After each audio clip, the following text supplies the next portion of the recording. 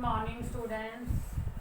मैं चंद्रकांता आज आपको कक्षा 12वीं से पाठ नंबर 2 जिसका शीर्षक है बाजार दर्शन, लेखक हैं जैनेन्द्र कुमार।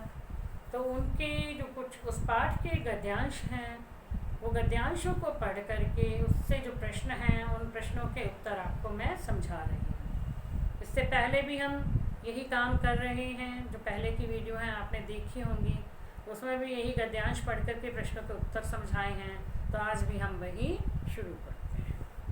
तो अब गद्यांश है, यहाँ मुझे ज्ञात होता है कि बाजार को सार्थकता भी वही मनुष्य देता है जो जानता है कि वह क्या चाहता है। मतलब बाजार सार्थक कब होता है? जब वो हमारी आवश्यकताओं की पूर्ति करता है। और सार्थकता उसे देता कौन है? वो मनुष्य जो जानता है कि मुझे क्या चाहिए। और जो नहीं जानते कि वे क्या चाहते हैं, अपनी परचेजिंग पावर के गर्व में अपने पैसे से केवल एक विनाशक शक्ति, शैतानी शक्ति, व्यंग्य की शक्ति ही बाजार को देते हैं। अब जिन्हें पता नहीं होता कि उन्हें किस चीज़ की ज़रूरत है, उन्हें क्या खरीदना, अपनी ज़रूरतों के बारे में नहीं जानते और अपनी परचेजिंग पावर, खरीदारी करने की शक्ति, जो पैसे की शक्ति है, उससे बहुत सा सामान खरीद लेते हैं, तो उनके लिए बाजार की क्या सार्थकता है? कोई सार्थकता नहीं है। वो तो अपने घमंड में आकर के सारा सामान खरीदे जा रहे हैं। ना तो वे बाजार से लाभ उठा सकते हैं और ना उस बाजार को सच्चा लाभ दे सकते हैं। वे लोग बाजार का बाजारूपन बढ़ाते हैं, जिसका मतलब है कि कपट बढ़ाते हैं। कपट की बढ़ती का अर्थ परस्पर में सद्भाव की घटी। ठीक है, कपट बढ़ता है, व्यक्ति में लालच बढ़ता है, तो आपसी सद्भाव में कमी हो जाती है। अब जो व्यक्ति बाजार में जाकर के बहुत सारी अनावश्यक चीज़ें खरीद लेता है, जिन चीज़ों की ज़रूरत नहीं होती, वह खरीद कर अपने घर ले आता है, उसके मन में बहुत सा अहंकार बढ़ जाता है, घमंड बढ़ जाता है कि मेरे पास तो इतना पैसा, मैं इतना सामान खरीद सकता हूँ। इससे जो है आपस का सद्भाव होता है। जो लोग नहीं खरीद पाते हैं सामान, तो उनके साथ जो वो बराबरी नहीं कर सकते हैं, तो अपने घमंड के कारण आपसी सद्भाव में कमी हो जाती है। मतलब वो अपने आप को बड़ा आदमी समझने लगता है, दूसरों को अपने सामने तुच्छ व्यक्ति समझने लगता है। अब इसमें प्रश्न है बच्चों, बाजार की सार्थकता का क्या आशय है और बाजार को सार्थक कौन बनाता है? बाजार की सार्थकता का क्या आशय है? लोगों की ज़रूरतों को पूरा करना ही बाजार की सार्थकता है। जब बाजार अपने आकर्षक के बल पर लोगों में अनावश्यक वस्तुओं के संग्रह की प्रवृत्ति उत्पन्न करता है, यानी जब बाजार अपने आकर्षण के द्वारा लोगों में बिना ज़रूरत की चीज़ें इकट्ठी करने की प्रवृत्ति उत्पन्न करता है, तो वह अपनी सार्थकता खो देता है। अपनी आवश्यकता को जानकर वहाँ खरीदारी करने वाला व्यक्ति ही बाजार को सार्थकता देता है। यानी जिस व्यक्ति को पता है कि मुझे किस चीज़ की ज़रूरत है, मेरी आवश्यकता क्या है, और वह बाज़ार में जाकर के अपनी आवश्यकताओं को ही पूरा करता है, तो वही वास्तव में बाज़ार को सार्थकता देता है। अब अगला प्रश्न है, बाज़ार की विनाशक शक्ति का क्या अभिप्राय है?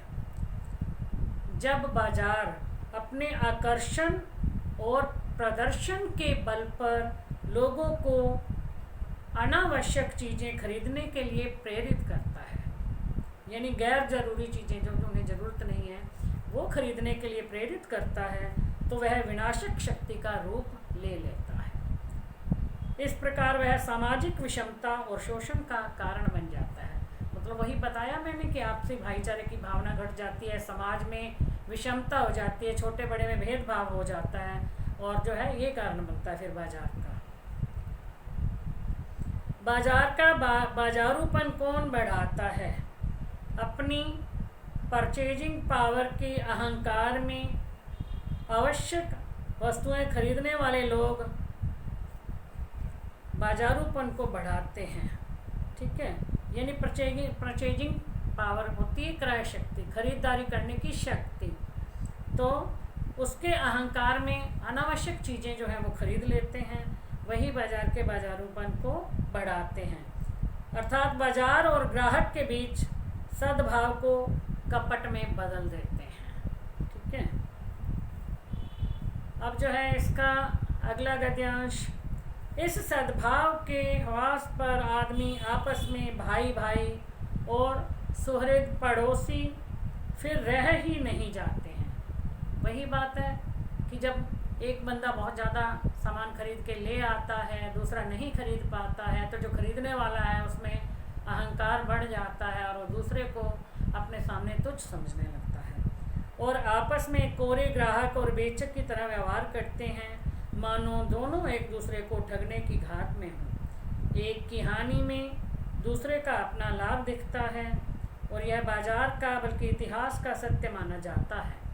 ऐसे बाजार को बीच में लेकर लोगों में आवश्यकताओं का आदान प्रदान नहीं होता, बल्कि शोषण होने लगता है।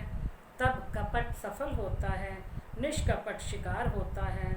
ऐसे बाजार मानवता के लिए विडंबना है और जो ऐसे बाजार का पोषण करता है, जो उसका शास्त्र बना हुआ है, वह अर्थशास्त्र सरासर औंधा है, वह मायावी शास्त्र है, वह अर्थशास्त्र अनीति शास्त्र है।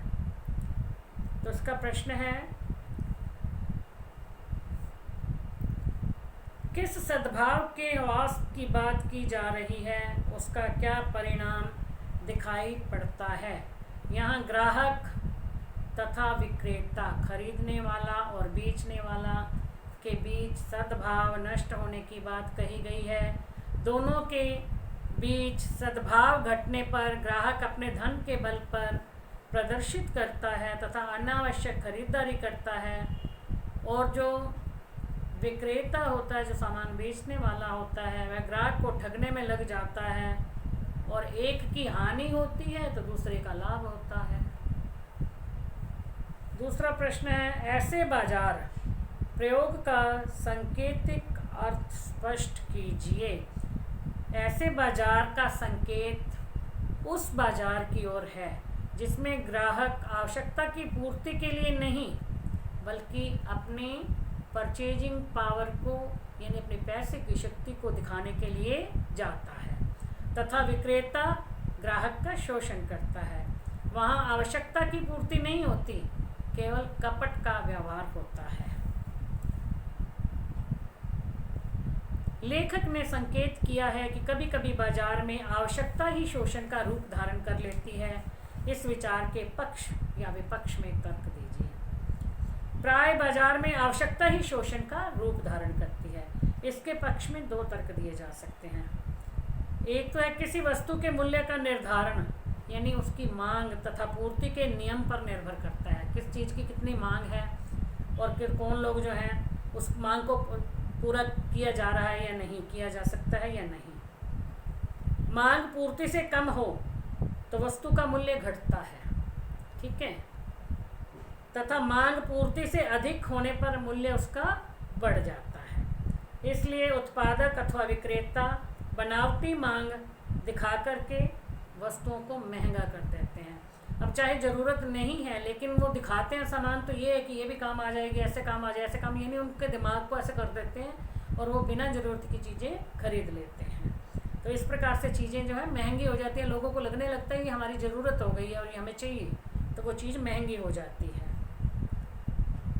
दूसरा इसमें आता है कि वस्तुओं की कमी दिखाने के लिए विक्रेता माल को बाजार से बाहर कर देता है। यानी किसी चीज़ की ज़रूरत लोगों को है लेकिन जो बेचने वाला व्यक्ति है वो उसे बाहर कर देता है, यानी वो नहीं बेचता है, अपने पास स्टोर करके रख लेता है और ये कह देता है कि ये सामान मेरे पास नहीं है, ठीक है। तब क्या करता है, वो अनावश्यक संग्रह कर लेता है, उनको इकट्ठा कर लेता है और पूर्ति को कम कर देता है। तो इस तरह से ये इन बातों का बता करके लेखक ने कहा है कि अनावश्यकता ही शोषण का रूप धारण कर लेती है। तो बच्चों ये आपको प्रश्नों के उत्तर समझ में आ गए होंगे। अब आपने देखा कि जब गद्यांश पढ़े हैं, आप भी बुक में से जब लेसन को पढ़ोगे तो ऐसे बहुत से शब्द आ रहे हैं जिसके अनुसार हमारी पंक्ति का हम बना नहीं पाते। तो हमें उत्तर देने भी मुश्किल हो जाते हैं। तो बच्चों, मैंने सबसे पहले के वीडियो में मैंने आपको शब्दार्थ समझाए हैं, तो आप उस वीडियो को देखो। सबसे पहले आप उन शब्दों के अर्थ समझो और याद करो। यदि आपको उन शब्दों के अर्थ याद हैं तो फिर इसमें जो भी शब्द आते हैं आप उसका जो है अर्थ समझ लोगे, तो जो प्रश्न पूछे जाते हैं आप उन प्रश्नों के उत्तर बड़ी आसानी से दे पाओगे। तो बच्चों, इस बात का ध्यान रखो कि आपको प्रश्नों के उत्तर देने के लिए शब्दों के अर्थ याद रखने बहुत ज़रूरी हैं।